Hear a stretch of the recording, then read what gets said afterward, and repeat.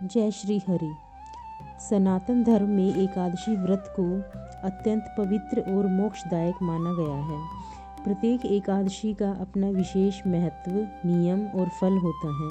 इन्हीं में से एक अत्यंत पुण्यदायी एकादशी है शततिला एकादशी। माघ मास के कृष्ण पक्ष में आने वाली यह एकादशी तिल से जुड़ी हुई होने के कारण शततिला कहलाती है।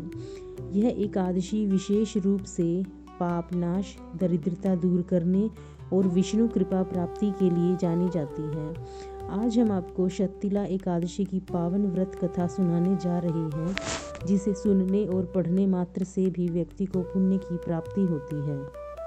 शास्त्रों में कहा गया है कि शततिला एकादशी के दिन तिल से स्नान करना, तिल का उबटन करना, हवन करना और तिल का दान, तिल मिश्रित व्रत भोजन करने से मनुष्य के अनेकों जन्मों के पाप नष्ट हो जाते हैं।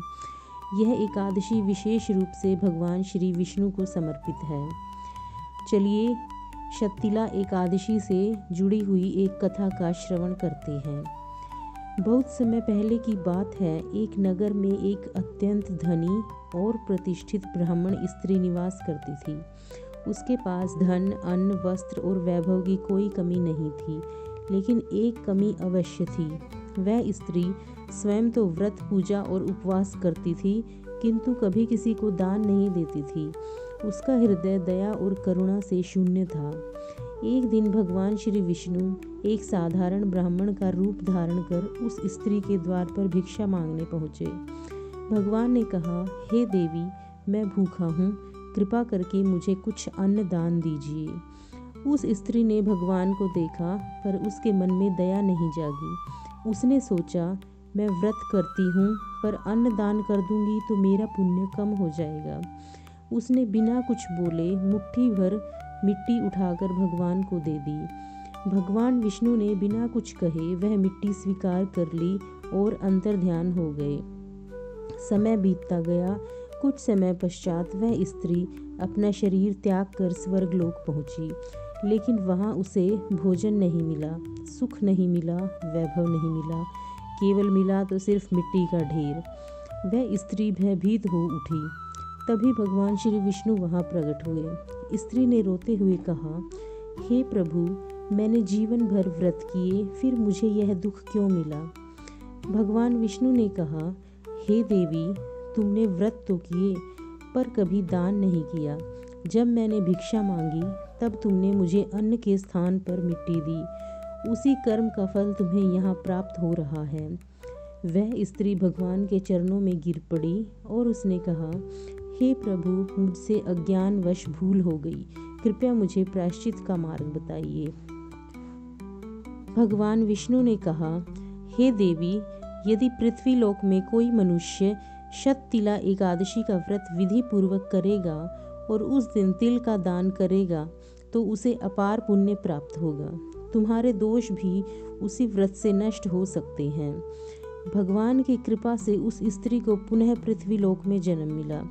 इस बार उसने शततिला एकादशी का व्रत रखा, तिल से स्नान किया, तिल का दान किया, ब्राह्मणों को भोजन कराया, गरीबों को वस्त्र दिए।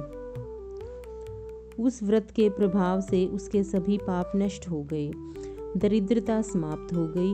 अंत में उसे भगवान विष्णु का परम धाम प्राप्त हुआ। शास्त्रों में कहा गया है, जो व्यक्ति शततिला एकादशी का व्रत करता है, उसे 1000 गौदान के बराबर फल मिलता है। इस व्रत से अकाल मृत्यु का भय समाप्त होता है, घर में सुख, शांति और समृद्धि आती है। इस कथा से हमें यह शिक्षा मिलती है कि केवल व्रत करना ही पर्याप्त नहीं है, व्रत के साथ दान और करुणा भी आवश्यक है। दान अहंकार को तोड़ता है, पुण्य को बढ़ाता है, भगवान को शीघ्र प्रसन्न करता है। शततिला एकादशी पर प्रातः स्नान करें, भगवान विष्णु की पूजा करें, ओम नमो भगवते वासुदेवाय नमः मंत्र का जाप करें, तिल का दान करें, व्रत कथा श्रवण करें। शततिला एकादशी केवल एक व्रत नहीं, बल्कि आत्मा को शुद्ध करने का माध्यम है। जो भी श्रद्धा से इस व्रत का पालन करता है, उस पर भगवान विष्णु की असीम कृपा बनी रहती है। दान के बिना व्रत अधूरा है और श्रद्धा के बिना दान निष्फल। शततिला एकादशी की यह पावन कथा आपके जीवन में सुख, शांति और समृद्धि लाए। शततिला एकादशी की ये पवित्र कथा हमें यह सिखाती है कि सिर्फ व्रत ही नहीं बल्कि दान और करुणा भी उतनी ही आवश्यक है। जिस तरह उस ब्राह्मणी ने अपनी भूल से सीख लेकर श्रद्धा से शततिला एकादशी का व्रत किया, उसी तरह अगर हम भी नियम और भाव से व्रत करें तो भगवान श्री विष्णु की कृपा अवश्य प्राप्त होगी।